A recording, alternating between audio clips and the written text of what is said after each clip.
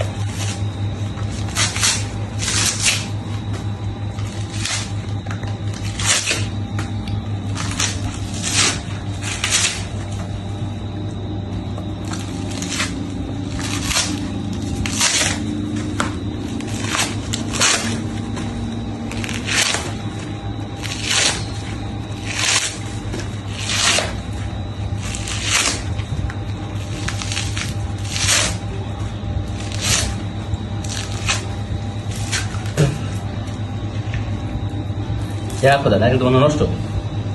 Sheet, কষ্টের আপনি হলে পানি জ্বলে কিন্তু মনে হচ্ছে নষ্ট।